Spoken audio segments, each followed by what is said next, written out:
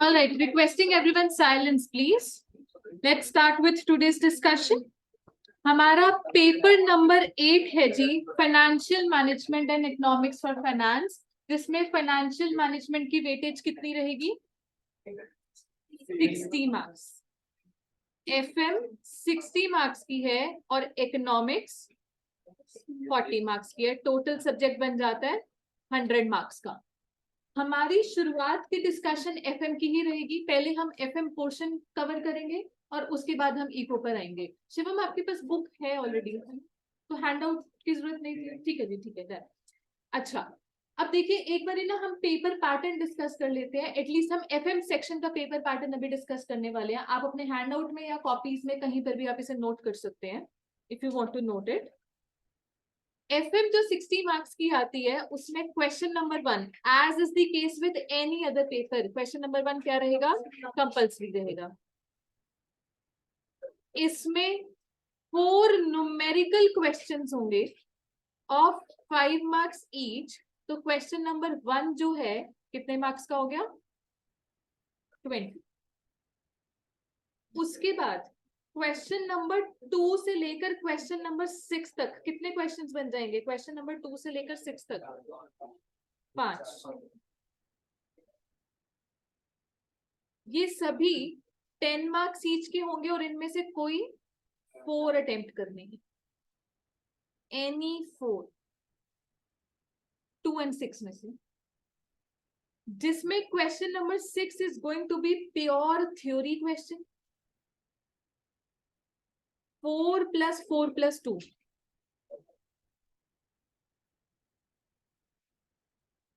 जिसमें question number 6 is going to be pure theory question 4 + 4 + 2। And रही बात question number 2 से लेकर 5 तक की, तो ये 10 मार्क्स का एक न्यूमेरिकल भी बन सकता है, या 5 + 5 के 2 न्यूमेरिकल भी बन सकते हैं, या 8 मार्क्स का न्यूमेरिकल 2 मार्क्स की थ्योरी, या 6 मार्क्स का न्यूमेरिकल 4 मार्क्स की थ्योरी, कुछ भी हो सकता है। बट अभी जो एग्जाम होकर हटा है उसमें 2 और 2 5 ऑल प्योरली न्यूमेरिकल्स थे, ऑल कैरिंग 10 मार्क्स। तो वैसे तो पेपर पैटर्न में ये कुछ भी हो सकता है, विद इन 10 मार्क्स से कुछ भी कर सकते हैं, कभी कभार थ्योरी भी डाल देते हैं, बट रीसेंट अटेम्प्ट में एटलीस्ट 2 to 5 में थ्योरी नहीं पूछी गई थी, ऑल न्यूमेरिकल थे, वो भी 10 मार्क्स के सीधा।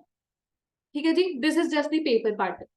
Okay, now before we start with numerical content, obviously दिखाई दे रहा है कि मेजॉरिटी एफएम क्या होने वाली है? न्यूमेरिकल सब्जेक्ट होने वाला है। Before we start with that discussion, आपके सिर्फ मैं 10 मिनट्स लूंगी to discuss what FM is all about. FM क्या है, हम इसे क्यों पढ़ रहे हैं? एक सेकंड दीजिएगा, I think everyone has not joined.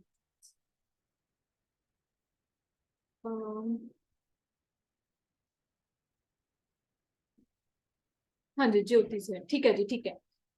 चलिए ज्योति, सिर्फ पेपर पैटर्न हमने डिस्कस किया है, आपका कुछ खास मिस नहीं हुआ। अब हमारे सब्जेक्ट का नाम है जी फाइनेंशियल मैनेजमेंट।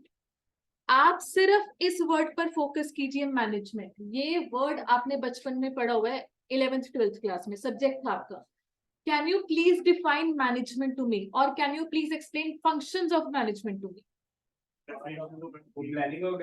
जी, प्लानिंग, ऑर्गेनाइजिंग, डायरेक्टिंग, कंट्रोलिंग। ठीक है, ये फंक्शंस ऑफ मैनेजमेंट थे। अब बगल में वर्ड जोड़ दो फाइनेंस। तो planning for finance, directing finance, controlling finance, इसका क्या मतलब है? प्लानिंग फॉर फाइनेंस मतलब पैसा कहाँ से आएगा, डायरेक्टिंग इट मतलब पैसा कहाँ खो जाएगा, कंट्रोलिंग मतलब जहां पे पैसा लगाया ठीक लगाया कि नहीं, ठीक से रिटर्न्स दे रहा है कि नहीं दे रहा। This is what financial management is all about. ये तो हो गई टेक्निकल डेफिनेशन। बट मैं बोलूं, आप और मैं अपनी डे टू डे लाइफ में फाइनेंशियल मैनेजमेंट बचपन से ही करते आए हैं। किस किस को यहाँ पर पॉकेट मनी मिला करती थी बचपन में? पॉकेट मनी मिलती थी, या चलो पॉकेट मनी नहीं भी मिलती थी, बर्थडे पे कुछ गिफ्ट वगैरह, कैश गिफ्ट वगैरह ग्रैंड पेरेंट्स वगैरह से मिल जाता था। या घर में लास्ट टू लास्ट, घर में अगर गेस्ट आते हैं, नमस्ते कहने नहीं जाते, हम बाय बाय कहने जाते हैं कि पैसे मिलेंगे, हाथ में पैसे पकड़ा देंगे। उस पैसे का हमने क्या करना होता है? हम, हाँ जी, मम्मा को देना होता है। मैं तो लड़ लेती थी कि मैं आपको नहीं दूंगी, मेरा अलग से एक पाउच बना होता था, वॉलेट बना होता था। क्या करना? फ्रेंड्स को ट्रीट देनी है, या कोई वीडियो गेम लेनी है, कुछ भी। तो कहीं ना कहीं आप भी बचपन से ही सोच रहे हो मेरे को पैसा कहाँ से मिलेगा, मेरा बर्थडे आएगा मेरे को पैसा मिलेगा, ठीक है ना? और मेरा बर्थडे भी आ रहा है तो मेरे को ट्रीट भी देनी पड़ेगी, पैसा जा भी रहा है। और हमारी जो फैमिलीज के जो अर्निंग मेंबर्स हैं, कहीं ऑब्वियसली उनकी तो डे टू डे में चल ही रही है, it is all about financial management. हर कोई पेरेंट्स तो उनका पेट डायलॉग है, पैसा पेड़ पे लग रहा है। हमको पता है हम पाई पाई कैसे मेहनत करके कमाते हैं, खून पसीना एक करके कमाते हैं ना, ये डायलॉग होते हैं। तो पैसा कहाँ से आ रहा है, उन्होंने अलग अलग सोर्सेज ऑफ इनकम सेट कर रखे हैं जी। और पैसा कहाँ खर्च करना है, कितने आपके शौक पूरे करवाने हैं और कितना आगे फ्यूचर के लिए सेविंग्स करनी है, ये भी डिसीजन है। तो अल्टीमेटली पैसा कहाँ को आएगा और कहाँ को जा रहा है, this is what financial management is. No, एक बड़ी लेवल ऑफ ऑर्गेनाइजेशन, एक कॉर्पोरेट लेवल ऑफ एंटिटी को क्या जरूरत पड़ रही है कि वो सेपरेट फाइनेंस डिपार्टमेंट सेटअप कर रहे हैं, सीएफओ हायर कर रहे हैं जी। अल्टीमेटली ऑब्वियसली वहां पे भी these decision should be very very wise. Sources of finance को लेकर भी बहुत ही वाइज डिसीजन होना चाहिए। Can you please tell me, for a corporate level of entity, एक कंपनी के लिए सोर्सेज ऑफ फाइनेंस क्या क्या हो सकते हैं? शेयर्स, शेयर्स भी हमारे पास दो तरीके के हो गए, इक्विटी एंड प्रेफरेंस। और बोरोइंग्स मतलब लॉन्ग टर्म डेट, में लॉन्ग टर्म की बात कर रही हूँ, मतलब डिबेंचर्स, इसमें लोन्स भी आ जाते हैं जी। एक और सोर्स ऑफ फाइनेंस एग्जिस्ट करता है, उसको हम बोलते हैं रिजर्व्स एंड सरप्लस या रिटेन्ड अर्निंग्स। रिटेन्ड अर्निंग्स क्या होता है? जो अर्निंग्स डिविडेंड तौर पर नहीं बांटी गई है तो वो कंपनी ने रिटेन कर ली। क्यों रिटेन करती है? ताकि फ्यूचर में काम आ सके, फ्यूचर में सोर्स ऑफ फाइनेंस की तरह वर्क कर सके। अच्छा, ये तो हो गया कि पैसा कहाँ कहाँ से आ सकता है। नो, जस्ट ऑब्वियसली आगे के चैप्टर्स में हम सीखेंगे कि कैसे डिसाइड करते हैं, बट स्टिल आपको क्या लगता है how the decision is made कि सोर्स ऑफ फाइनेंस कौन सा सेलेक्ट करें? मेरे को नए प्रोजेक्ट में पैसा लगाना है, पैसा रेज करना है, हम शेयर से पैसा लेकर आए या लोन ले या पुरानी बड़ी रिटेन अर्निंग्स का इस्तेमाल करें, करना क्या है? How do we decide? Ratio भी देखनी है, जो सबसे चीप है, जिसकी कॉस्ट सबसे चीप पड़ती है, वे सारे कोई भी सोर्स ऑफ फाइनेंस है, इवन दो रिटेन अर्निंग्स है, कुछ ना कुछ कॉस्ट भी पड़ती है। आप ये बोले मैम रिटेन अर्निंग्स तो कंपनी के पास पड़ा हुआ पैसा है, इसकी कॉस्ट कैसे आ गई? दी आएगी, उसको हम बोलते हैं अपॉर्चुनिटी कॉस्ट, इम्प्लिसिट कॉस्ट, ये भी हम डिस्कस करेंगे। बट मेनली हम क्या देख रहे हैं यहाँ पर कि एक कंपनी को भी तो पैसा रेज करने से पहले डिसीजन लेना है, पैसा कहाँ से आएगा और कहाँ को जाएगा। अब इन्वेस्टमेंट प्रोजेक्ट सामने होते हैं जी, एक फैक्ट्री है, नॉर्थ इंडिया में सेट करनी है, वेस्ट इंडिया में सेट करनी है। नॉर्थ इंडिया की मार्केट अलग है, यहाँ पर अलग अलग डिमांड अलग है, खर्चे अलग अलग होने वाले हैं, तो ऑब्वियसली पैसा कहाँ लगाना है ये भी एक डिसीजन है, वो भी हम इस सब्जेक्ट में सीखेंगे।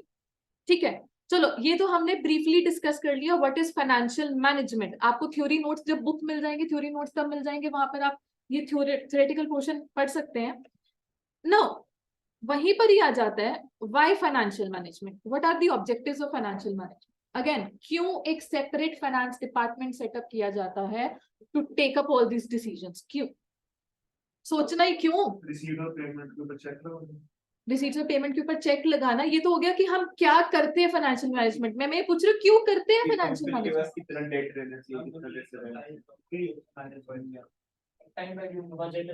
बजट बनाना है, ठीक है जी। अल्टीमेटली मुझे बताओ एक बिजनेस रन करने का ऑब्जेक्टिव क्या होता है? Primary profit. तो फाइनेंशियल मैनेजमेंट में भी कहीं ना कहीं आ जाता है कि फाइनेंशियल मैनेजमेंट इसलिए कर रहे हैं ताकि बिजनेस का प्रॉफिट मैक्सिमाइज रहे। बिल्कुल प्रॉपर यूटिलाइजेशन ऑफ फंड्स, बिल्कुल ठीक है जी। मैं ये पूछ रही हूँ प्रॉपर यूटिलाइजेशन ऑफ फंड्स करनी क्यों, क्या पड़ी है ये फंड्स मैनेजमेंट करने की? हम ये बोल रहे हैं ताकि प्रॉफिट मैक्सिमाइज्ड रहे। सोर्सेज ऑफ फाइनेंस में भी तेजस ने बताया मैम डिसीजन ऐसे लेना जो चीपेस्ट सोर्स ऑफ फाइनेंस है, क्योंकि obviously cheapest source of finance है तभी प्रॉफिट मैक्सिमाइज होंगे। पैसा कहाँ लगाना है, कौन से प्रोजेक्ट में लगाना है, वहां पे भी आप सब यही सोचते हो ना कहाँ पे प्रॉफिट ज्यादा मिलेगा। ठीक है, एक ऑब्जेक्टिव आ गया profit maximisation. But profit maximisation as an objective में कुछ कमियां निकाली गई। क्या कमी? कि profit word in itself is very very vague. हम प्रॉफिट वर्ड को बहुत तरीके से डिनोट कर सकते हैं, खाली वर्ड प्रॉफिट से हमको क्लैरिटी नहीं मिलती कौन सा प्रॉफिट। ईबीआईटी भी एक प्रॉफिट होता है, अर्निंग बिफोर टैक्स भी प्रॉफिट होता है, पैट भी प्रॉफिट होता है। इक्विटी शेयर होल्डर्स के लिए जो अर्निंग्स अवेलेबल फॉर इक्विटी जो बच जाती है प्रेफरेंस डिविडेंड वगैरह दे देके, वो भी उनके लिए प्रॉफिट बच जाता है। Profit in itself word is very very वेग।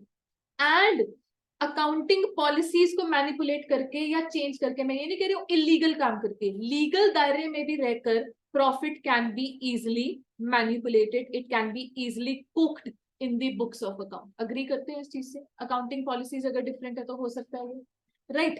एंड जब हम प्रॉफिट कंपेयर करते हैं तो रिस्क फैक्टर का ध्यान नहीं देखा जाता, रिस्क फैक्टर इज इग्नोर्ड। मैं आपको एग्जांपल देती हूँ कि हमने बोल दिया नॉर्थ इंडिया में फैक्ट्री सेटअप करनी है, वहां पर प्रॉफिट मिलेगा लेटर से 20 लाख एक साल का, और वेस्ट इंडिया में 25 लाख एक साल का।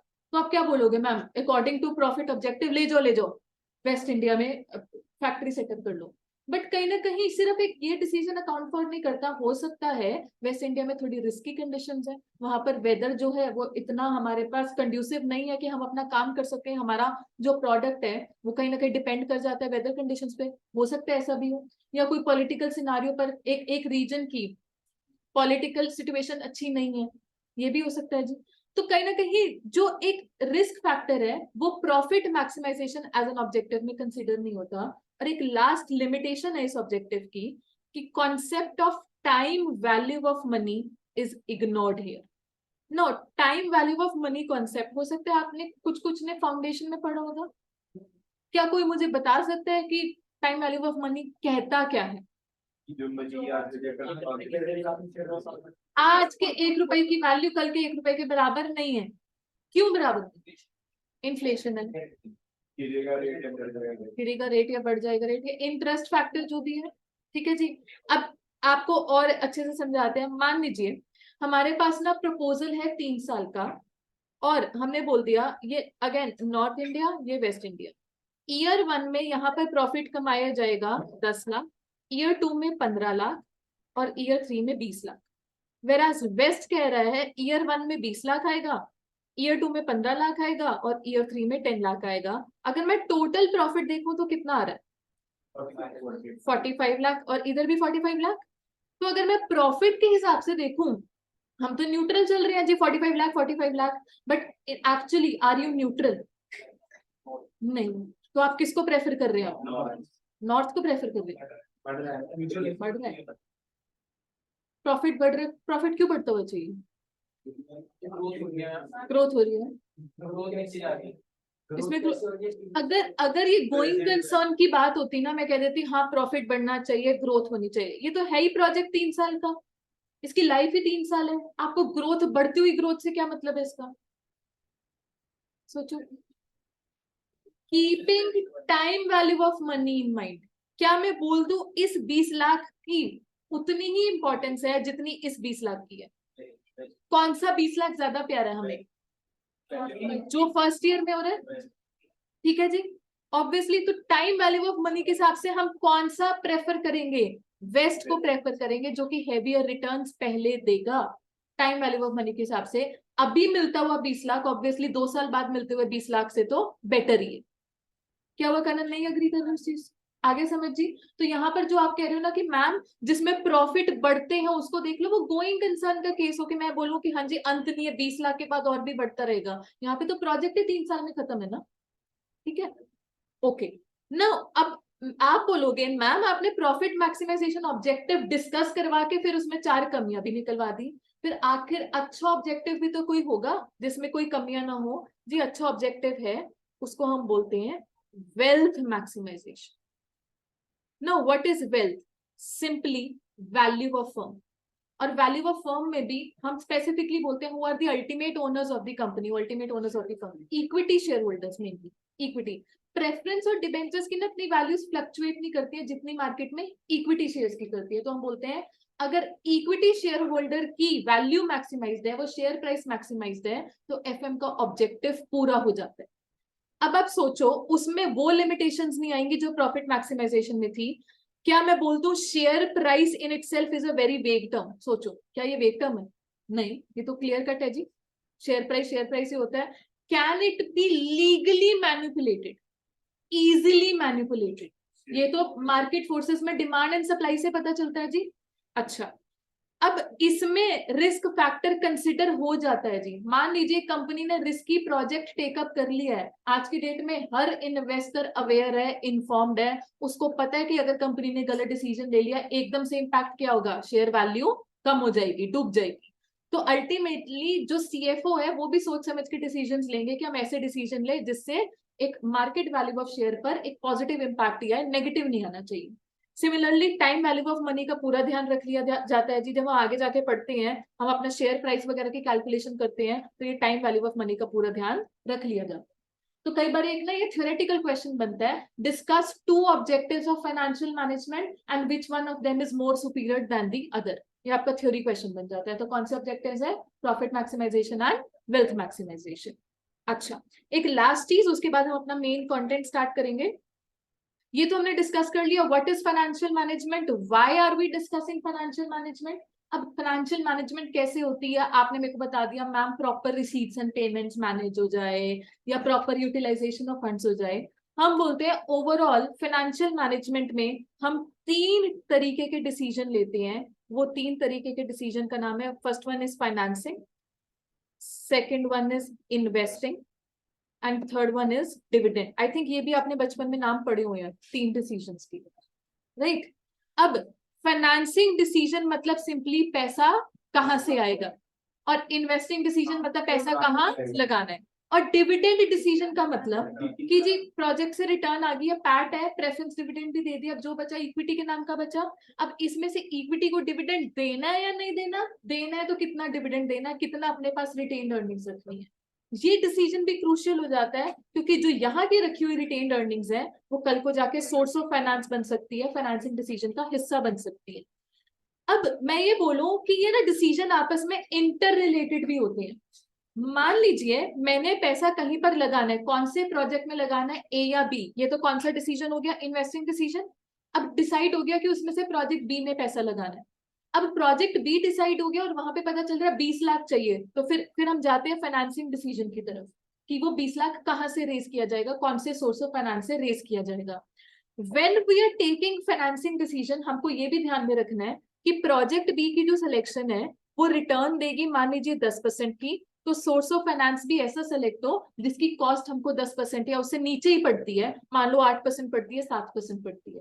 बट अगर आपका कॉस्ट ऑफ फाइनेंस ही 12% है और जिस प्रोजेक्ट में पैसा लगाना चाह रहे हो वो 10% की रिटर्न दे रहा है, क्या ये करना चाहिए? ना तो इन्वेस्टिंग करो ना फाइनेंसिंग करो, कुछ करो ही ना फिर तो, राइट है जी। तो ये डिसीजंस आपस में इंटर रिलेटेड होते हैं। कई बार ये भी क्वेश्चन पूछ लिया जाता है कि what are three decisions to be taken in FM and how they are interrelated. एक एक लाइन में एक्सप्लेन करना है कि एक डिसीजन का इंपैक्ट दूसरे डिसीजन पे चला जाता है। अगेन थ्योरी नोट्स मिलेंगे, वहां पे आपको सब कुछ मिल जाएगा। नाउ आप अपने नोट्स में अगर इंडेक्स की तरफ देखेंगे, आपने देख लिया होगा 11 चैप्टर्स मेंशन है जी, जिसमें first chapter is pure theory, 11th chapter is pure theory, और जो ये चैप्टर नंबर 2 है ये आपके सिलेबस में ही नहीं है, time value of money. Still मुझे डिस्कस कराना होता है क्योंकि टाइम वैल्यू ऑफ मनी में कुछ कुछ चीजें हैं जो आप चलो आपने फाउंडेशन में पढ़ी होगी, बट मैं अपनी क्लास में अजम्पशन नहीं लेती कि फाउंडेशन का कुछ याद होगा, और कुछ डायरेक्ट एंट्री स्टूडेंट्स भी होते हैं जी। इसलिए हार्डली 40-45 मिनट्स लगाकर ये time value of money discuss करा देते हैं, बिकॉज इसकी इम्प्लीकेशन, इसकी एप्लीकेशन थ्रू आउट एफएम चलती रही। ठीक है जी। तो असली में काम के चैप्टर्स कितने हो गए हमारे जो आपको रिवाइज करने हैं? न्यूमेरिकल 8, और 8 के 8 आते हैं। हमारा देखा जाए एक तरीके से नंबर ऑफ क्वेश्चंस भी पेपर में 8 बनते हैं।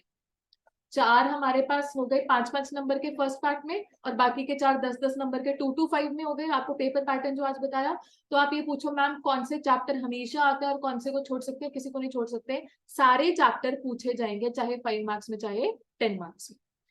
Today we are going to take up financing decisions के अंदर ही कवर होता है लीवरेजेस। आइए जी इसकी हम बात करते हैं। लीवरेजेस फाइनेंसिंग डिसीजंस का पार्ट है जी। लीवरेज क्या होता है ये डिस्कस करने के लिए पहले आपको मेरे साथ साथ एक न्यूमेरिकल केस डिस्कस करना होगा। ऑनलाइन स्टूडेंट्स आपके साथ पीडीएफ शेयर की जा चुकी है, बट राइट नाउ आप इन चीजों को सिर्फ नोट कर सकते हैं फटाफट से। ऑनलाइन स्टूडेंट्स अपनी कॉपीज में आप नोट कर सकते हैं, ऑफलाइन स्टूडेंट्स के पास तो ये है। केस 1 देखिए, आप मानिए कि केस 1 है 2019 का एक्चुअल रिजल्ट। 2019 का एक्चुअल रिजल्ट, 2019 में 10,000 यूनिट्स वर मैन्युफैक्चर। अच्छा, सेलिंग प्राइस पर यूनिट 10 है, वेरिएबल कॉस्ट 5 पर यूनिट है। इस वेरिएबल कॉस्ट में 2 per unit for free samples included है, यानी कि मैन्युफैक्चरिंग लेवल की वेरिएबल कॉस्ट कितनी होगी पर यूनिट 3। कंट्रीब्यूशन आप 50,000, कंट्रीब्यूशन में से फिक्स कॉस्ट माइनस किया तो प्रॉफिट आता है। और जो आप कॉस्ट अकाउंटिंग में पढ़ते हैं ना, contribution minus fix cost profit, उस प्रॉफिट को एफएम में आके हम नाम देते हैं ईबीआईटी। जो कॉस्ट अकाउंटिंग का प्रॉफिट होता है वो ईबीआईटी ही होता है। ठीक है जी।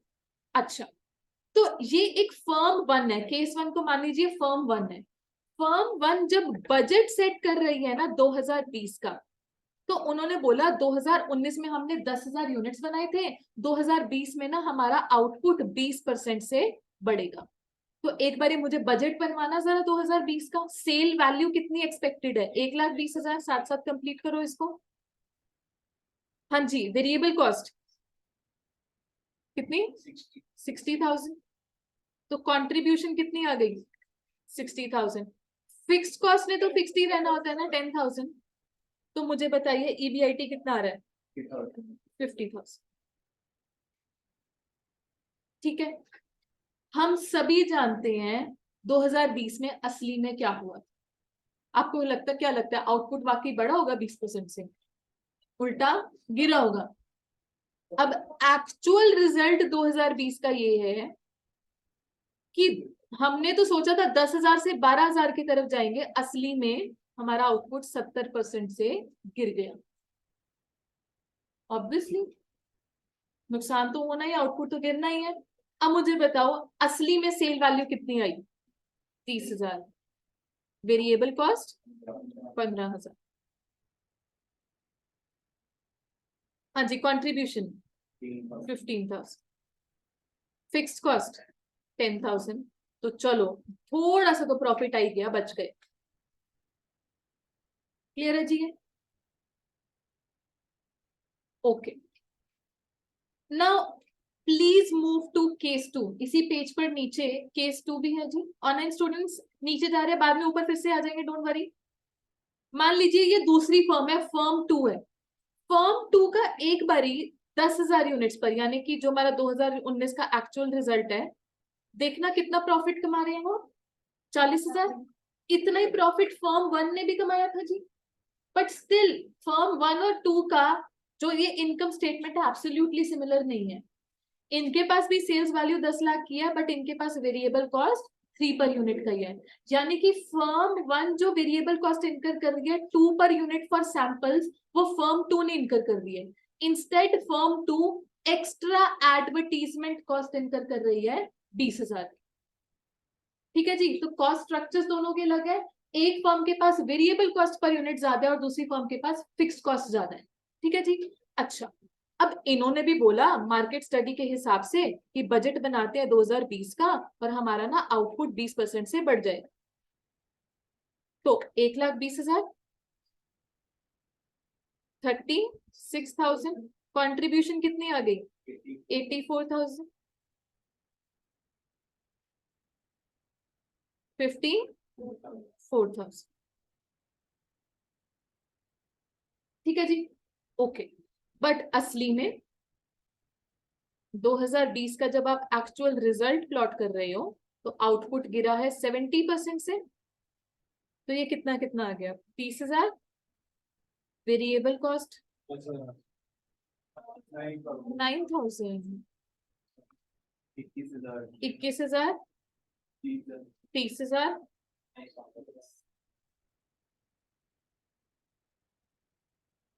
नेगेटिव में 9,000। ठीक है जी। अब मैं यहाँ पर आपको डिस्कस करवाना चाहती हूँ कि रिस्क फैक्टर कहां पर है, क्या चीज ऐसी है जो कि फर्म 1 या फर्म 2 के लिए रिस्क पोज कर रही है। Fixed cost. फिक्स्ड कॉस्ट की coverage is the main risk. Variable cost की कवरेज को लेकर कोई टेंशन नहीं होती ना, क्योंकि वो तो सेलिंग प्राइस से कवर हो जाता है, जो बचता है कंट्रीब्यूशन ही बच जाती है जी। It is all about coverage of fixed cost which poses a risk to the organisation. Can I say firm 1 के पास रिस्क थोड़ा कम है क्योंकि इनकी फिक्स कॉस्ट की अमाउंट भी थोड़ी कम है।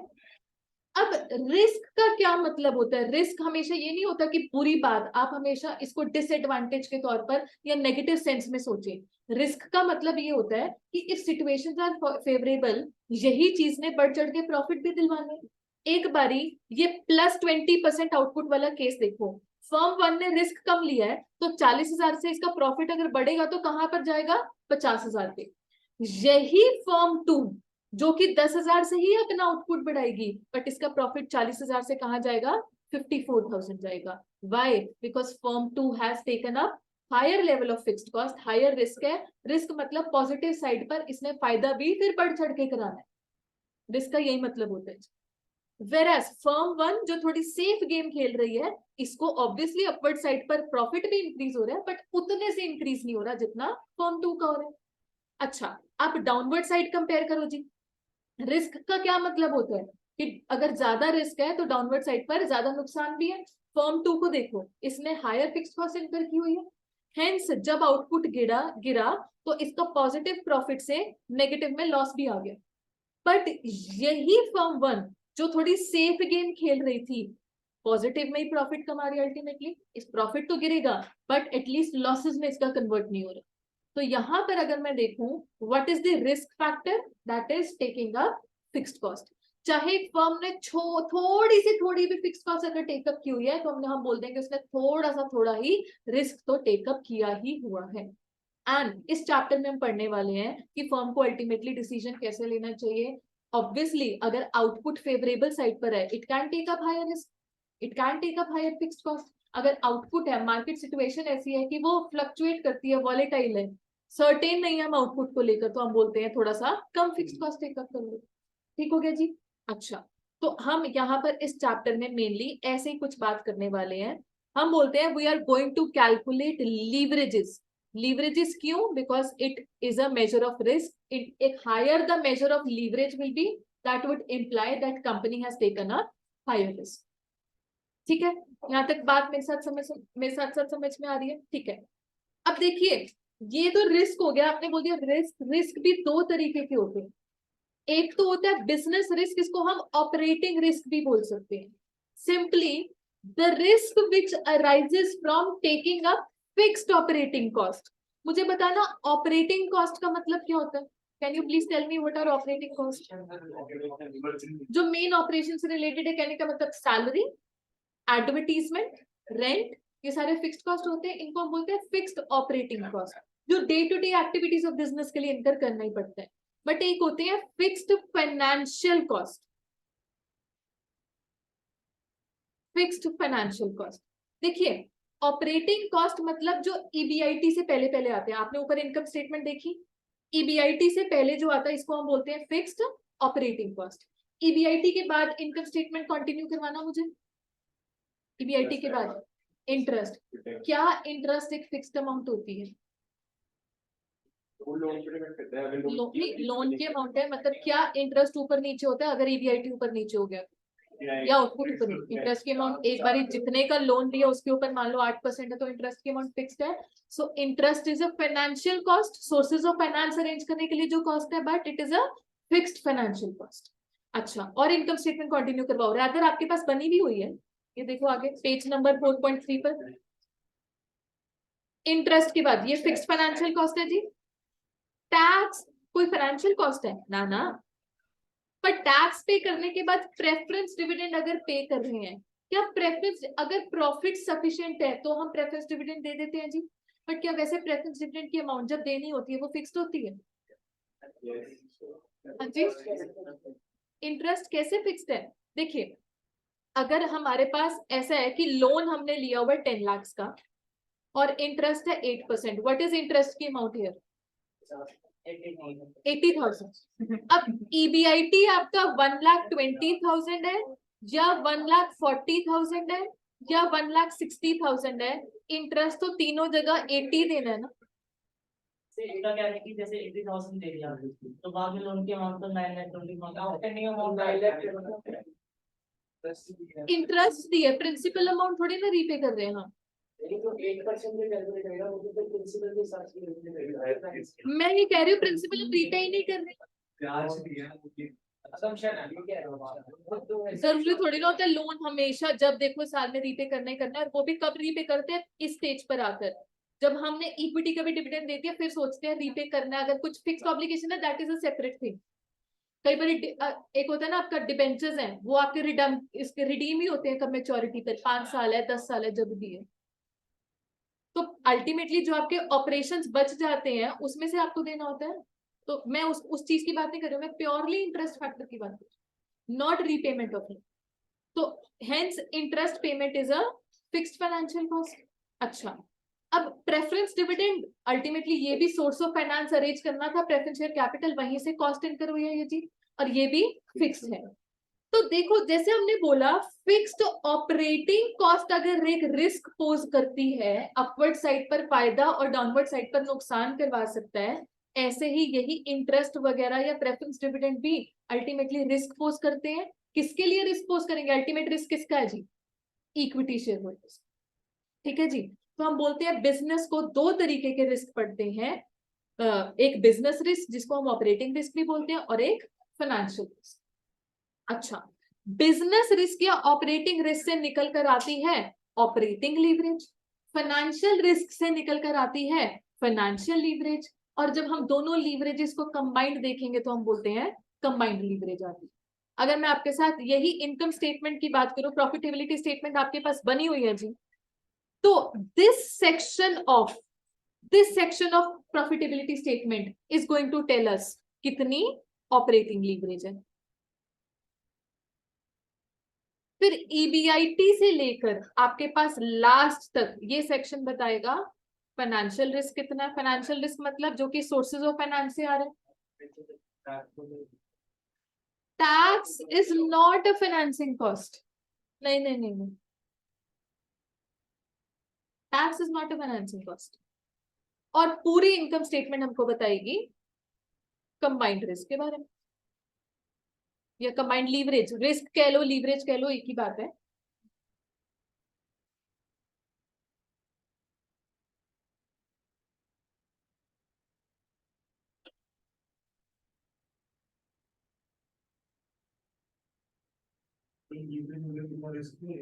लीवरेज एक नंबर निकालते हैं हम, 1 पॉइंट समथिंग 2 पॉइंट समथिंग, तो ये नंबर हमें बताता है कि रिस्क ज्यादा लिया या कम। ऐसा कुछ नहीं है, ऐसा कुछ नहीं है। इनफैक्ट देखो, अगर आउटपुट फेवरेबल साइड पर चल रहा है, बढ़ी जा रहा है बढ़ी जा रहा है, एक्सपेक्टेशन यही है, फिर तो हम बोल रहे हैं बढ़ चढ़ के फिक्स कॉस्ट टेकअप कर लो, वेरिएबल कॉस्ट कम होनी चाहिए। हमारी लड़ाई इसमें है ना कि फिक्स कॉस्ट हायर रखनी है, मतलब वेरिएबल कॉस्ट कम, तो हमको अपवर्ड साइड पर ये मॉडल ज्यादा सूट करता है। तो ऐसा भी नहीं है कि हमको हमेशा ही सेफ गेम खेलनी होती है, रिस्क लो रखना होता है, रिस्क हाई भी रख सकते हैं, because high risk is going to generate us higher rewards higher returns. यही तो बात है जी। चलो ऑपरेटिंग लीवरेज की बात करते हैं। देखिए पहले मैं आपको ना नोटिंग्स वाला काम कंप्लीट करा देती हूँ। एक फॉर्मूला हम लिखने जा रहे हैं, आपके पास बॉक्स बना हुआ है। अच्छा, यहाँ पे कौन बच्चे हैं जो मेरे से पहली बार पढ़ रहे हैं? सोनाक्षी, आप? सोनाक्षी, हमारी बुक्स ना इस हिसाब से डिजाइंड होती हैं कि हमारे जो फॉर्मूला जो नोटिंग्स है ना वो बुक में ही जाता है। सो द कॉपी में आपका क्या जाएगा? Only and only numerical question का सोल्यूशन, ऑल दी कॉन्सेप्ट्स हम बुक में फिल इन द ब्लैंक्स खेलते रहते हैं, तो ऐसे काम होगा। ठीक है जी। चलो, ऑपरेटिंग ऑपरेटिंग लीवरेज का formula, it is contribution upon EBIT.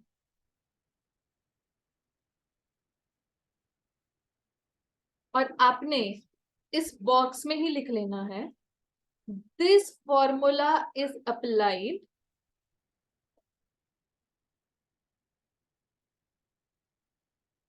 at a particular level of output.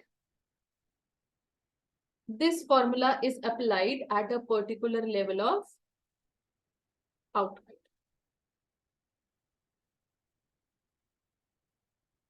This formula is applied at a particular level of output.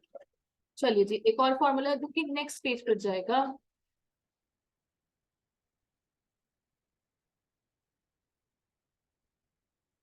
Online students जागते रहें.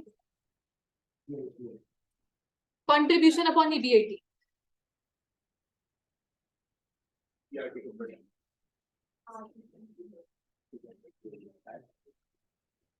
हाँ जी, नेक्स्ट पेज पर दूसरा बॉक्स बना हुआ है. यहां पर ऑपरेटिंग लीवरेज का दूसरा फॉर्मूला लिखेंगे. ऑपरेटिंग लीवरेज का दूसरा formula, it is percentage change in EBIT upon percentage change in sales. Percentage change in EBIT upon percentage change in sales. फिर यहां पर this formula is applied taking percentage change from that output level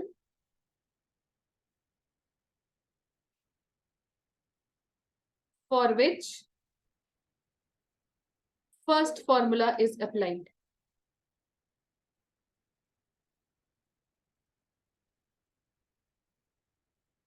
This formula is applied taking percentage change from that output level for which first formula is applied. ये हमने formula क्या लिखे हैं, ये जो साइड में रिमार्क्स है ये क्या है अभी आपको बता देते हैं. कॉपीज लाए सभी लोग अपने फोन की? नहीं कॉपीज और अब कॉपी चलेगी. हाँ जी, नोट हो गया ये. हटा दे स्क्रीन, कर लो चलो.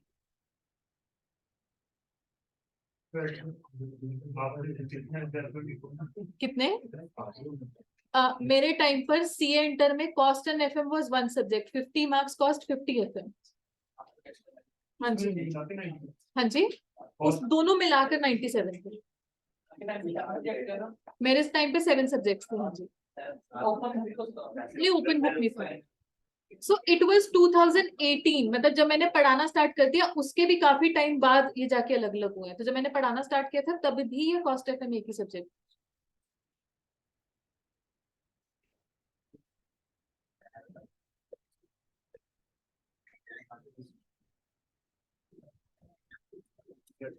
चलिए जी, मेरे साथ साथ ना सभी लोग एक एग्जाम्पल नोट करेंगे. सिर्फ एक माइनर एग्जाम्पल है जी. कॉपी में कर लो, बेटर रहेगा.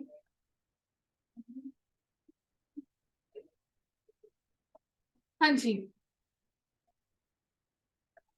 Year 1 particulars.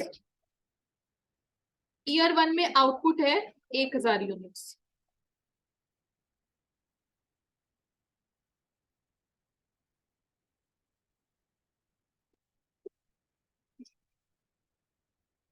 Sales eight 10 per unit कितनी आ गई?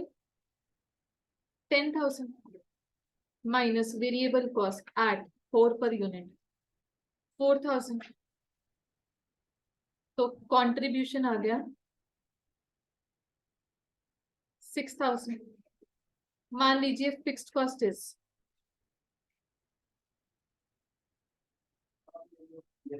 Year 1 1000 units, fixed cost 2000. EBIT तक की बात करनी है तो ईबीआईटी कितना आ रहा है? 4000.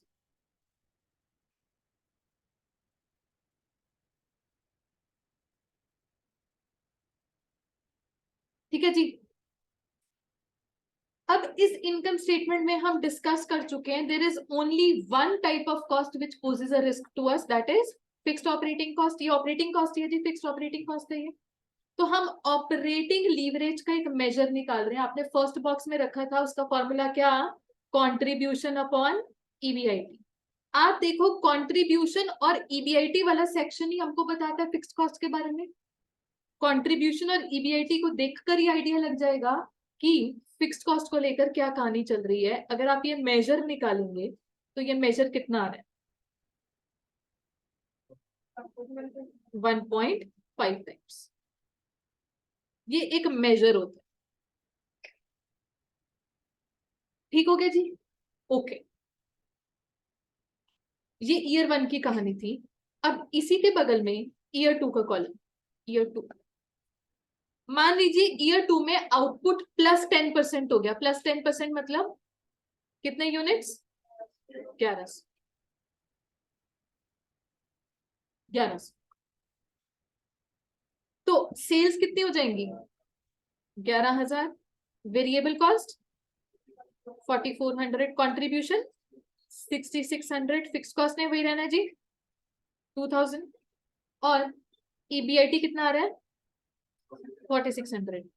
देखिए यहां पर आपको ये काम नहीं करना, कंट्रीब्यूशन अपॉन ईबीआईटी ईयर 2 की मत निकालिए, बट इतनी बात है अगर हम निकाल भी लेंगे it will be different obviously. 66 divided by 46 जो भी फिगर आ रही है कितनी आ रही है, 1.43। तो सेम तो नहीं है जी, ईयर 1 की अलग थी, इसलिए हमने पहले फॉर्मूला के बगल में क्या लिखा था, this formula is applied at a particular level of output. यानी कि अगर आप आउटपुट चेंज करवा रहे हो और हर आउटपुट के लिए independently contribution upon EBIT formula लगा रहे हो तो नंबर चेंज होता रहेगा। ठीक है जी ये बात, अच्छा। बट एक चीज है, आप ईयर 1 को ही बेस मानिए। मैं बेस नाम इसलिए दे रही हूं क्योंकि इसी से हमने चेंज मेजर करना है।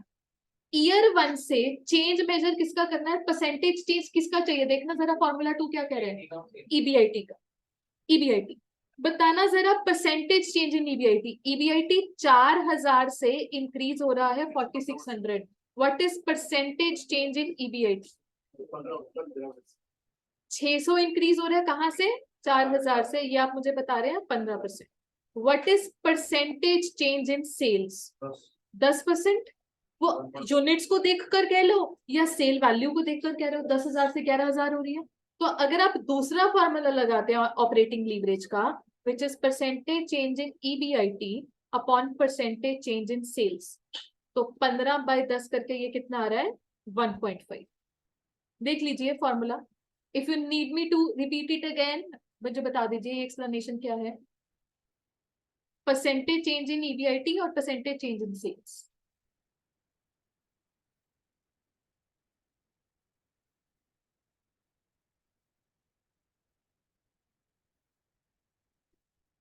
ठीक है जी, और ये 1.5 ध्यान से देखिए, यही 1.5 ही तो है। ये 1.5 और ये 1.5 दोनों ऑपरेटिंग लीवरेज के मेजर ही है। तो बेसिकली जो आपने परसेंटेज चेंज वाला फॉर्मूला लिखा था, इसके बगल में क्या लिखा था, चेंज कहां से मेजर करना है, जहां के लिए फर्स्ट फॉर्मूला अप्लाई किया। बेस किसको मानना है, बेस हम नाम क्यों ले रहे हैं, क्योंकि चेंजेस वहीं से बेस से मेजर होते हैं।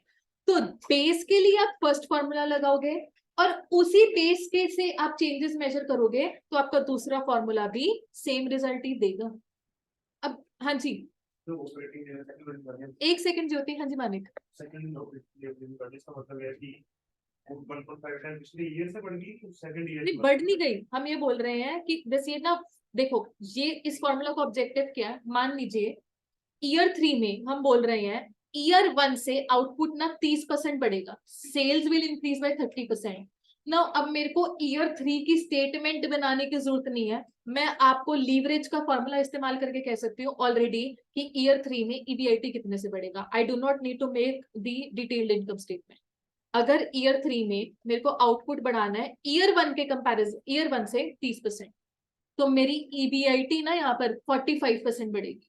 कैसे, वो फॉर्मूला लगाकर बिल्कुल, operating leverage is equal to percentage change in EBIT upon percentage change in sales.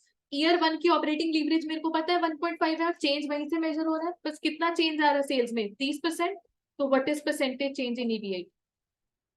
तो ये है दूसरे फॉर्मूला का ऑब्जेक्टिव कि आप पहला फॉर्मूला लगा लो कंट्रीब्यूशन अपॉन ईबीआईटी, जहां से आपको चेंज मेजर करना है, बेस का पहले फर्स्ट फॉर्मूला लगा लो, और फिर उसी बेसिक क्वेश्चन कुछ भी पूछ ले, सेल्स गिरेगी 20% से तो ईबीआईटी कितने से गिरेगा 30% से, अपवर्ड चेंज है तो डाउनवर्ड चेंज की भी बात कर सकते हैं, इसलिए हम वर्ड चेंज वर्ड यूज कर रहे हैं। तो ये है ऑपरेटिंग लीवरेज, जहां पर भी एक कंपनी रिस्क को लेकर सोचेगी कि रिस्क कितना लिया जाए, उसकी फ्यूचर इंप्लीकेशंस क्या है, तो भी ये लीवरेज के मेजर का इस्तेमाल करेगी कि हमारी लीवरेज अगर 1.5 है तो हमारा आउटपुट अगर ऊपर नीचे हो भी गया, will that be tolerable to us. मान लीजिए एक कंपनी की ऑपरेटिंग लीवरेज ही 6 टाइम्स है, ऑपरेटिंग लीवरेज ही 6 टाइम्स है, और मैं आपसे पूछूं इसका अगर आउटपुट, इसका परसेंटेज चेंज इन सेल्स 20% है, आउटपुट 20% से गिर रहा है, तो what will be the percentage change in EBIT 120%। 20% से आउटपुट गिरना मतलब 120% से ईबीआईटी गिरना, 120% से ईबीआईटी गिरना मतलब पॉजिटिव में जो ईबीआईटी पहले आता होगा ना वो भी अब लॉस में कन्वर्ट हो जाएगा। ये हम आगे क्वेश्चन में सीखेंगे, आई थिंक एग्जैक्टली ये 6 टाइम्स वाला नंबर भी है। बट ये हम क्यों काम कर रहे हैं, ये दो फॉर्मूला क्यों लगा रहे हैं, ताकि एक बिजनेस क्विक डिसीजन ले सके, फ्यूचर को लेकर एक क्विक फोरकास्ट कर सके, सेल्स ऊपर गई तो ईबीआईटी कितना ऊपर जाएगा, सेल्स नीचे गई तो ईबीआईटी कितना नीचे जाएगा, या वाइस वर्सा, एक टारगेट ईबीआईटी कमाना है तो आउटपुट को कितना बढ़ाना पड़ेगा, ये भी हो सकता है। ठीक है जी, क्लियर हो गया। अब ज्योति ध्यान से सुनिए, हमने ये परसेंटेज चेंज इन ईबीआईटी पहले मेजर किया, देखिए जी ईबीआईटी पहले 4000 था, फिर 4600 हो गया, तो 600 से ईबीआईटी बढ़ रहा है, कहां से 4000 से, तो परसेंटेज चेंज इन ईबीआईटी कितना आया, हम बोल रहे हैं ईबीआईटी 4000 से कितना बढ़ गया, 15% बढ़ गया। ये चीज क्लियर हुई ज्योति, 15%। मैम। फिर yes percentage ma'am. Change in sales भी, 10,000 से सेल्स 11,000 हो रही है, तो सेल्स कितने से बढ़ी, 10% से बढ़ी। Okay ma'am. और अब फिर आपने ये वाला फॉर्मूला लगा लिया, परसेंटेज चेंज इन ईबीआईटी कितना है 15%, परसेंटेज चेंज इन सेल्स कितना है 10%, तो ये हमारे पास नंबर कितना आ गया 1.5। Okay ma'am. ठीक है जी। आप रादर जो आज आपने केस 1 एंड केस 2 किया, जरा वहां पे भी बात कंफर्म करा दो, हम चेंजेस कहां से मेजर कर रहे हैं। देखो मैंने आपको, हमारा बेस कितना है 2019 ही है ना, 2019 के लिए फर्स्ट फॉर्मूला लगाओ, 2019 के लिए फर्स्ट फॉर्मूला लगाओ ऑपरेटिंग लीवरेज का, कंट्रीब्यूशन अपॉन ईबीआईटी लगाना, तो 1.25, 1.25 ही आ रहा है। ठीक है, अब 2019 ही हमारा बेस है, इससे चेंजेस मेजर करो, ईबीआईटी 40,000 से 50,000 हो रहा है, व्हाट इज परसेंटेज चेंज, 10,000 से ईबीआईटी बढ़ रहा है, कहां से 40,000 से, व्हाट इज परसेंटेज चेंज 25। और जब आउटपुट कितने से इंक्रीज हो रहा था 20% से, परसेंटेज चेंज इन सेल्स है 20%, तो अल्टीमेटली आना तो ये 1.25 ही है। ठीक है, आप -70% वाला केस भी देख लो, अल्टीमेटली बेस केस है 2019 वाला ही, ईबीआईटी 40,000 से गिर रहा है 5,000 पर, तो परसेंटेज चेंज इन ईबीआईटी कितना आ रहा है 35,000 से ईबीआईटी गिर रहा है, कहां से 40,000 से, कितना चेंज आया 87.5%, व्हेन आउटपुट डिक्लाइन बाय 70%, आ तो अभी भी ये 1.25 ही रहा है। क्या वो एक्शन नहीं क्लियर है, क्लियर है, ठीक है। बट यही आप केस 2 में भी कर लो, जिनका केस 1 का ही नोट हो गया, कंप्लीट हो गया। थर्ड ईयर का देखिए, चेंजेस आपने फर्स्ट से मेजर करने हैं, 40,000 से 5,000 पर ईबीआईटी आ गया, कितने से गिरा 35,000 से, कहां से गिर रहा है 40,000 से गिर रहा है ना, चेक कीजिए, ये परसेंटेज चेंज 87.5% है, और आउटपुट डिक्लाइन 70% है, या सेल वैल्यू डिक्लाइन कह लो, 1 लाख से 30,000 आ गई, एक ही बात है। ठीक है, अगर आप यही केस 2 के लिए अप्लाई करते हैं, पर ये अप्लाई करके देखना,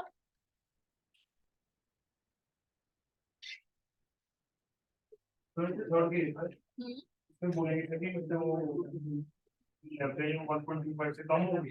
ये कम नहीं हुई है। 1.25 इज 2019 की फिगर, या इन जनरल जो कंपनी ने कॉस्ट स्ट्रक्चर टेकअप किए हुए हैं, जब ये एज ऑन 2019 पर खड़ी है तो इसके पास मेजर है 1.25। 2019 को से देख रही है वो चेंजेस, कि वो चेंज अगर डाउनवर्ड भी चला गया। जैसे हमने इंटरप्रेट किया 145 अभी इंटरप्रेट ऐसे किया कि एक तरीके से रिस्क है, रिस्क डेफिनेटली टेकअप किया, as long as the number is beyond 1, हम बोल रहे हैं कि रिस्क लिया हो, रिस्क लिया हो। कितना रिस्क है, मतलब वो मेजर है, क्वांटिफाई कर रहे हैं हम रिस्क को एक तरीके से। ऐसे आप एक बार केस 2 में मेरे को ऑपरेटिंग लीवरेज देखकर बताओ। हाँ जी युवराज।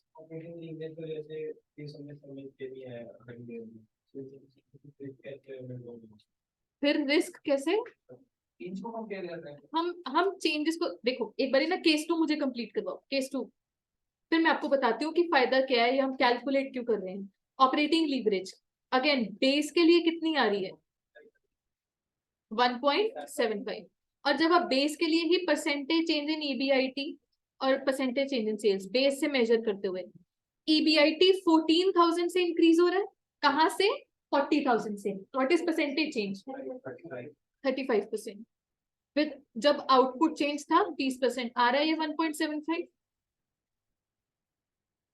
ठीक है। ईबीआईटी 40,000 से गिर रहा है -9 पर, कितने से गिर रहा है ईबीआईटी, 49,000 से। कहां से गिर रहा है, 40,000 से, मोर देन 100% चेंज है। और व्हेन आउटपुट चेंज बाय 70, ये कितना आ गया, 1.75। सेम ही आना है, वो तो मैंने आपको बता दिया, उसी बेस से चेंजेस मेजर करोगे तो सेम ही आना है। But what does this thing tells us, हम आपने ये लीवरेज के फॉर्मूला अप्लाई करने से पहले ही बता दिया था ma'am, firm 2 is a more risky firm as compare to firm 1, बता दिया था आपने मुझे ये। अब वही बात हम लीवरेज को देखकर कह रहे हैं, फर्म 2 की लीवरेज ज्यादा है, कितनी है, 1.75 as compare to leverage of firm 1 which is only 1.25। Risk उसने भी लिया तो अभी उसका नंबर 1 से ज्यादा आ रहा है, 1.25, बट इतना रिस्क नहीं लिया जितना फर्म 2 ने लिया।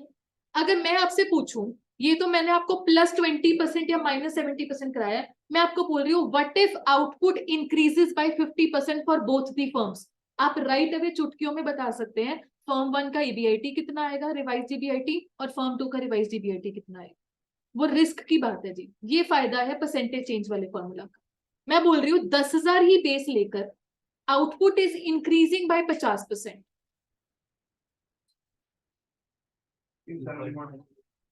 सिंपली परसेंट ऑपरेटिंग लीवरेज का फॉर्मूला लगाओ, percentage change in EBIT upon percentage change in sales. Firm 1 की ऑपरेटिंग लीवरेज कितना है, 1.25, आउटपुट 50% से है, तो ईबीआईटी का परसेंटेज चेंज कितना आ रहा है, ये 62.5, परसेंटेज चेंज इन ईबीआईटी आ रहा है इसका 62.5।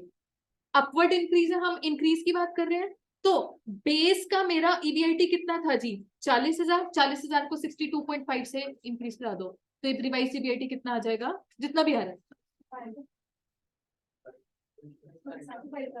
जो भी आ रहा है, मतलब अब यही फर्म 2 जिसका बेस ईबीआईटी तो सेम ही है 40,000, बट आउटपुट 50% से इंक्रीज हो गया, क्या इसका भी रिवाइज ईबीआईटी इतना ही आएगा जी, नहीं अलग आएगा। अब यहाँ पे बेस बेस मुझे बताओ यहाँ पर परसेंटेज कितना आ रहा है ईबीआईटी का, 87.5, तो 40% को जब आप 87.5% से इंक्रीज करोगे, जो भी फिगर आ रही,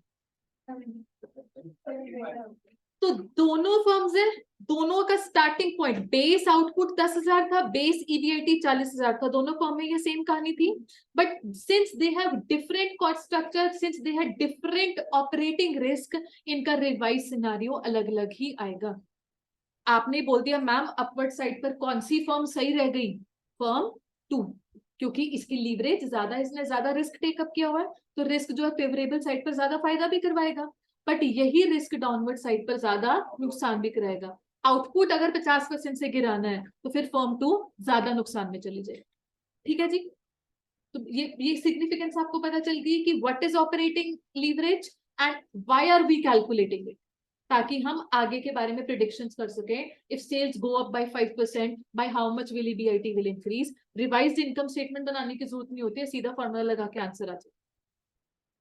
ठीक हो गया जी? Manik clear? Online students clear चल रहे हैं यहाँ तक? Yes, ma'am. ठीक.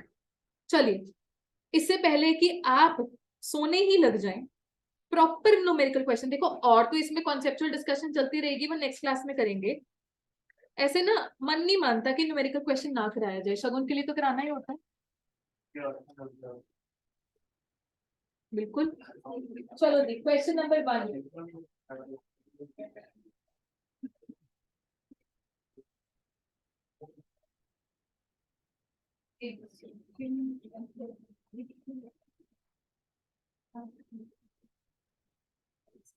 हाँ जी. नहीं नहीं. हाँ जी, question number 1. A company produces and sells 10,000 shirts. Selling price per shirt is 500. Variable cost is 200 per shirt and fixed operating cost is 25 lakh. Calculate operating leverage. चलो जी, क्या मुश्किल है?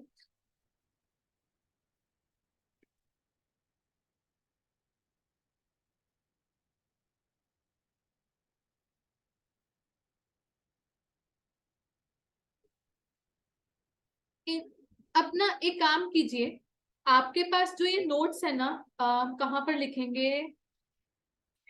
ये पेज नंबर 4.4 पर लिखिए एक note. That statement of profitability should be made wherever possible. यहां पर एक नोट लिखिए, statement of profitability should be made in leverages question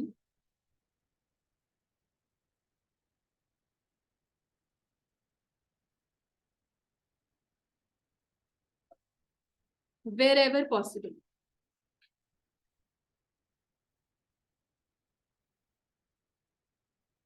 Statement of profitability page number 4.4 question number 1 से पहले जो है, should be made in leverages question wherever possible. Statement.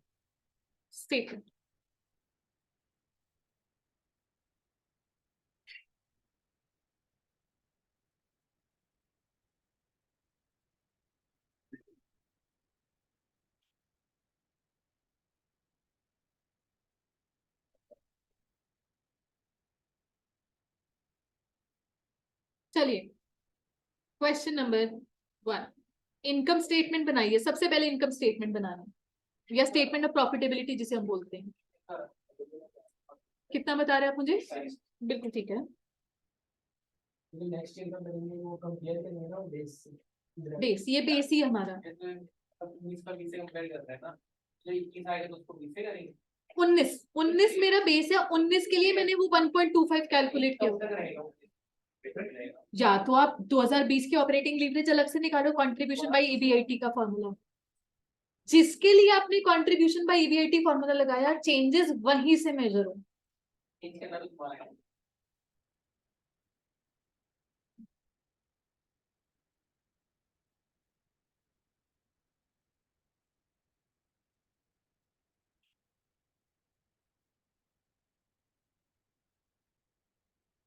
Online students question हटा दें क्या?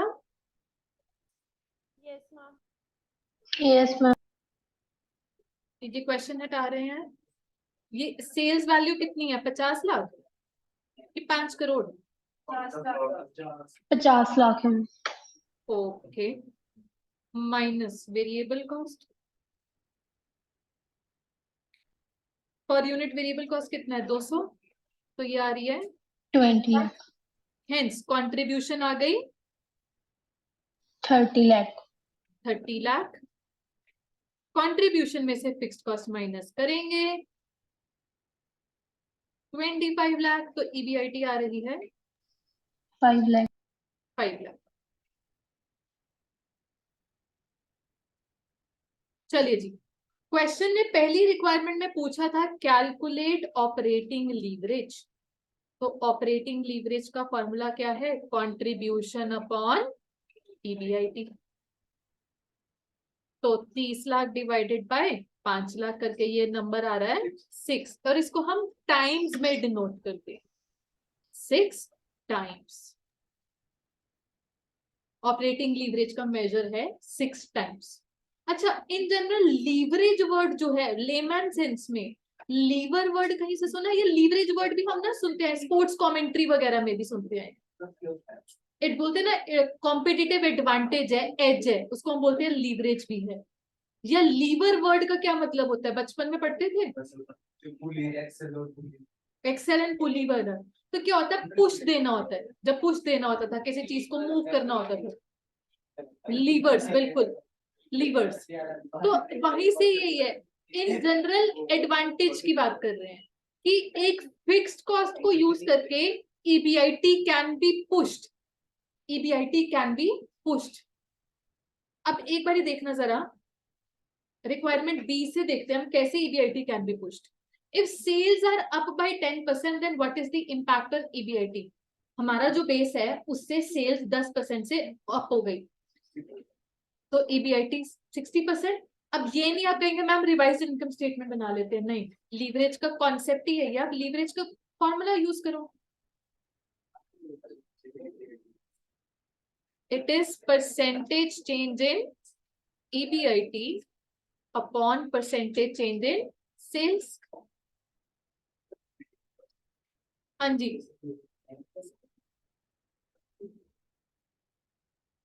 तो मुझे आप परसेंटेज चेंज इन ईबीआईटी बता रहे हैं 60%, ठीक है। अब फिर आप रिवाइज ईबीआईटी कैसे देखेंगे? देखिए अपवर्ड्स चेंज है ना, इन्होंने बोला सेल्स आर इंक्रीज बाय, तो अब रिवाइज ईबीआईटी कितना हो जाएगा ये बताओ? ओरिजिनल ईबीआईटी कितना है? 5 लाख, इसको 60% से इंक्रीज करोगे, कितना बता रहे आप मुझे? 1। चलिए अब हम यहाँ पर करेंगे एक छोटी सी सेवा।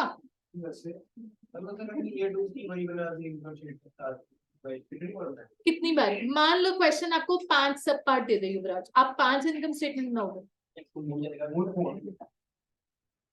सेवा, हाँ जी, ये वाला फॉर्मूला तो मतलब कहीं भी लगता है कि तभी लगेगा जब वेरिएबल कॉस्ट और फिक्स्ड कॉस्ट सेम लगेगी, अगर वो सेम।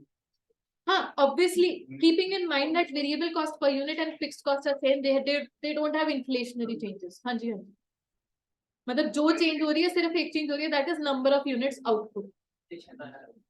इन्फ्लेशन आए तो कहानी डिफरेंट हो जाती है, फिर तो ऑपरेटिंग लीवरेज का नंबर भी चेंज हो जाएगा। Calculate revise EBIT if sales decrease by 20%। Calculate revised EBIT if sales decrease by 20%। चलिए जी, शाबाश, सॉल्व करके बताएंगे। क्या 4 लाख?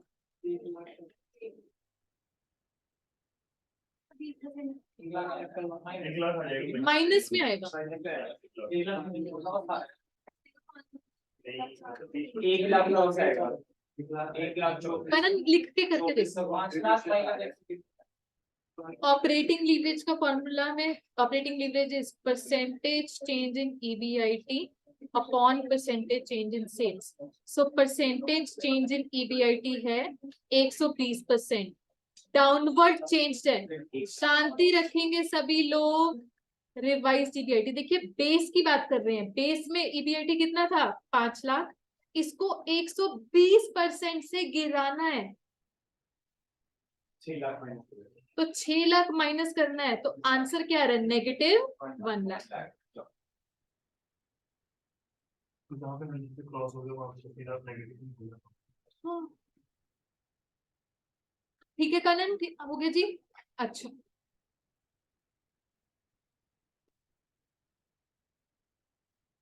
चलिए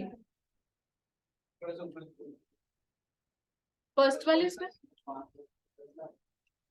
ये ले।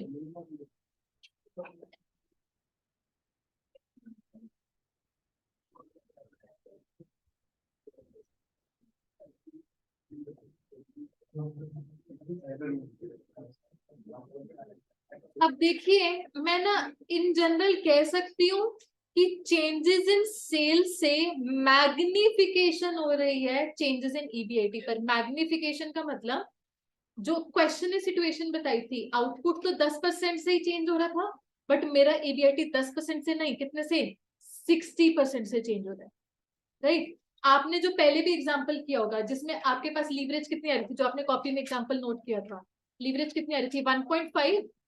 आउटपुट कितने से चेंज करवा रहे थे उधर आप, 10% से। ईबीआईटी क्या 10% से ही हो रहा है, नहीं, मैग्नीफाई होके 15% से चेंज हो रहा है। तो मैग्निफिकेशन वर्ड का मीनिंग क्लियर हो गया। When does magnification does not happen at all? Magnification कब नहीं होगी? मैग्निफिकेशन ना होने का मतलब जितना परसेंटेज चेंज इन आउटपुट है उतना ही परसेंटेज चेंज इन ईबीआईटी है। ये होगा कब? Only when fixed cost is निल। कोई भी केस अज्यूम करके देख लो, इसी क्वेश्चन में बात करके देखना। मुझे मान लीजिए कंट्रीब्यूशन आपके पास कितनी आ रही थी इस क्वेश्चन में, 30 लाख। फिक्स्ड कॉस्ट कोई है ही नहीं मान लो, तो ईबीआईटी कितना आ रहा है, 30 लाख। इधर ऑपरेटिंग लीवरेज का नंबर कितना है, 1। ठीक है, अगर आप आउटपुट इंक्रीज करते हो 10% से, तो इस केस में ईबीआईटी भी 10% से इंक्रीज करेगा। आउटपुट को 5% से गिराओगे तो ईबीआईटी भी 5% से ही गिरेगा। इसको हम बोलते हैं नो मैग्निफिकेशन ऑन ईबीआईटी। ठीक है जी। तो मैग्निफिकेशन वर्ड का मतलब यही है जब ईबीआईटी का change is more than output का चेंज, और यही डेफिनेशन है ऑपरेटिंग लीवरेज की। ऑपरेटिंग लीवरेज की डेफिनेशन देखिए,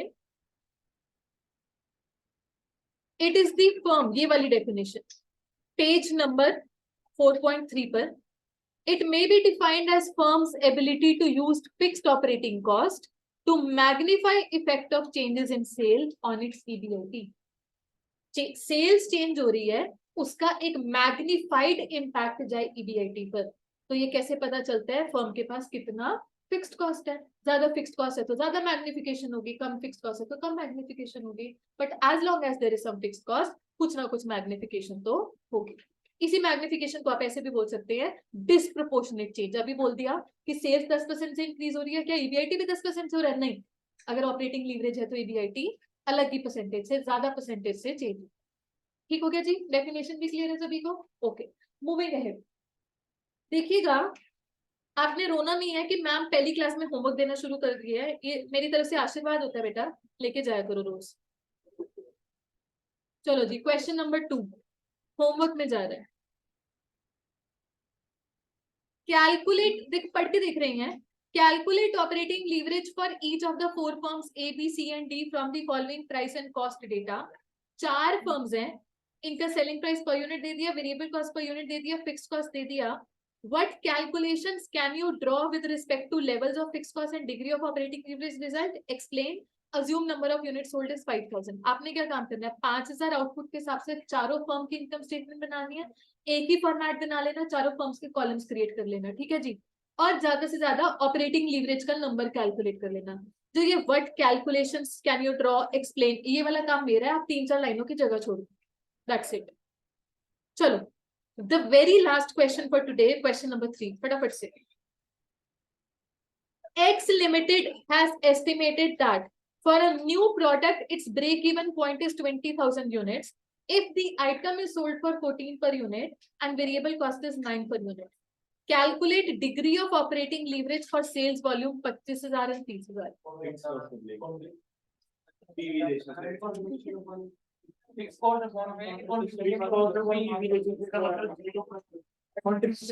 शिवम, मेरे को ब्रेक इवन पॉइंट का फॉर्मूला बताओ।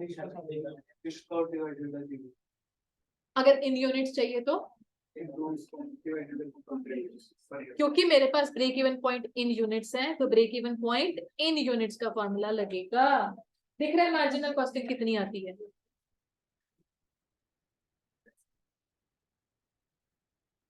अभी टेस्ट नहीं आपको अनाउंस हुए ना, इसलिए। अच्छा, तो ग्रुप 1 यही भी छोड़ रहे हो?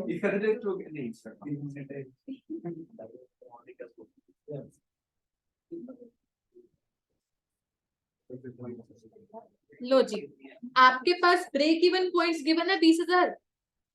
फिक्स्ड कॉस्ट की मिसिंग फिगर है, क्योंकि वो इनकम स्टेटमेंट में चाहिए, तभी तो ये काम कर रहे हैं फिक्स्ड कॉस्ट की मिसिंग फिगर आइडेंटिफाई करने के लिए।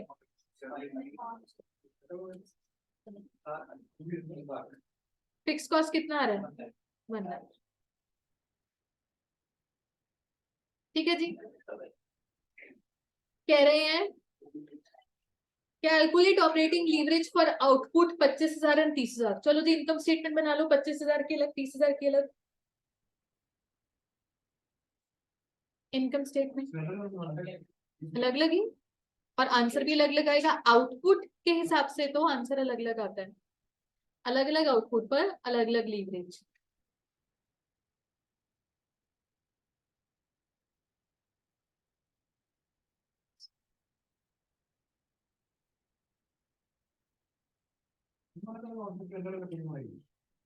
क्योंकि अलग अलग आउटपुट पर कंट्रीब्यूशन टू ईबीआईटी रेशो अलग ही बनेगी। फिक्स कॉस्ट तो सेम रहती है, बट एक तरीके से contribution covers fixed cost, right? तो अलग अलग आउटपुट के हिसाब से coverage of that fixed cost becomes different ना। 30,000 पर बेटर कवरेज होगी। एक बार देखो इनकम स्टेटमेंट बनाओ, सेल्स एट 14 पर यूनिट जो भी आ रही है, minus variable cost at 9 per unit. Contribution की मैं बात करूं तो कंट्रीब्यूशन इधर आ रही है 1,25 और इधर आ रही है 1.5 लाख, माइनस करेंगे फिक्स्ड कॉस्ट कितनी 1 लाख दोनों जगह। हेंस ईबीआईटी कितना आ रहा है 25,000 और 50,000। चलो जी, क्वेश्चन है हमसे ऑपरेटिंग लीवरेज पूछा है दोनों आउटपुट लेवल पर।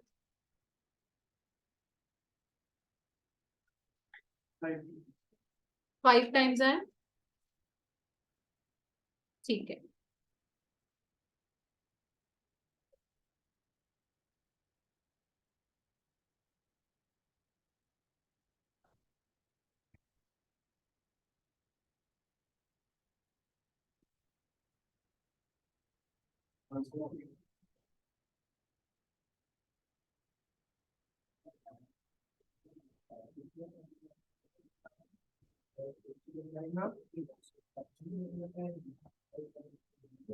हाँ जी, अलग अलग क्यों निकालिए? देखिए यहाँ पर it is all about coverage of fix cost. इधर थोड़ी कम कवरेज है, कहना ऐसे बाद में थोड़ी जब आउटपुट बढ़ गया तो कवरेज ज्यादा हो जाती है। फिक्स कॉस्ट तो वही है ना 1 लाख की, पहले तो उसको कवर करने के लिए कंट्रीब्यूशन कितनी है 1,25 है, बाद में 1.5 लाख हो गया, बेटर कवरेज हो गई है। कहना ऐसे better coverage of fix cost means a reduced risk, risk थोड़ा कम हो गया। एंड रिड्यूस रिस्क मतलब रिस्क का जो मेजर है जिसको हम लीवरेज नाम देते हैं वो भी कम ही हो जाएगा। क्योंकि तब देखो तब ना चेंजेस मेजर कर रहे थे फ्रॉम वन सिंगल बेस, वहां पे कंट्रीब्यूशन बाय ईबीआईटी का फॉर्मूला ही आपने एक जगह लगाया और वहां से चेंजेस मेजर कर रहे हैं। मैं अगर ईयर 1 से ईयर 2 का चेंज मेजर कर रही हूँ, मैं ये नहीं कह रही हूँ मैं ईयर 2 की लीवरेज निकाल रही हूँ, मैं ईयर 1 की लीवरेज निकाल रही हूँ। अभी अलग अलग ईयर्स के अलग अलग होगी। आउटपुट अगर चेंज हो रहा है तो अलग अलग आउटपुट लेवल की अपने हिसाब से लीवरेज का आंसर तो अलग अलग ही आएगा। 25,000 30,000 क्या है आउटपुट? सिंपल सी बात है, if output increases, increased output leads to more contribution generation, hence a better coverage of fixed cost, hence reduced risk in terms of fixed cost। Risk कम हो जाता है ना फिक्स कॉस्ट का, और रिड्यूस रिस्क मतलब रिड्यूस्ड ऑपरेटिंग लीवरेज। ये comment अगर वैसे तो क्वेश्चन ने कोई कमेंट नहीं मांगा तो सिंपली आप लिख सकते हैं increase in output, increase in output leads to better coverage of fixed cost from contribution। मतलब अब contribution ही बढ़ गई ना, तो फिक्स्ड कॉस्ट को लेकर और सिक्योरिटी हो गई। hence operating risk is reduced, operating risk is reduced, which is indicated by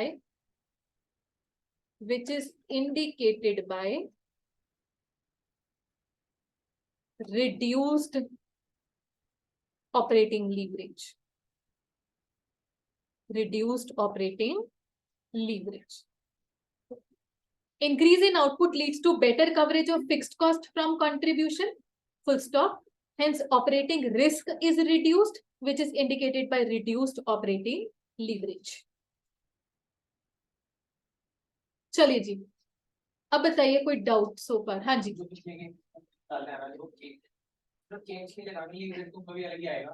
change के लिए था। मैं आपको चेंज यहीं पर यहीं अप्लाई करके बता देती हूँ।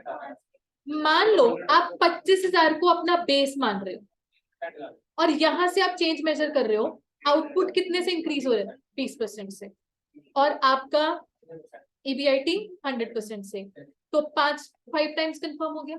आप चेंज के लिए ही आपने फर्स्ट फॉर्मूला लगाया, इसी बेस के लिए, सॉरी, बेस के लिए आपने फर्स्ट फॉर्मूला लगाया और बेस से ही चेंज मेजर कर रहे हो, तो 5 टाइम्स, मतलब अल्टीमेटली वो जो ऑपरेटिंग लीवरेज आ रही है वो आ तो बेस की रही है ना, वो न्यू सिचुएशन की नहीं आ रही, ईयर 1 की आ रही है अभी, जो 5 टाइम्स। बस चेंज मेजर कर रहे हैं कि यहां से आगे बढ़ेंगे तो पता चल जाता है कि क्या इम्पैक्ट है। हाँ, इंडिविजुअली उस रिवाइज सिनेरियो के ऑपरेटिंग लीवरेज तो अलग ही, जब वहां पे पहुंच जाएंगे। अभी तो हम बेस पे खड़े खड़े बात कर रहे हैं, यहां से आगे बढ़े तो क्या होगा, इसलिए हम यहाँ की लीवरेज का देख एग्जैक्टली कि प्रॉफिट क्या होगा। बिल्कुल, क्योंकि वो फॉर्मूला ऐसे बना है, परसेंटेज चेंज इन EBIT या परसेंटेज चेंज इन सेल्स।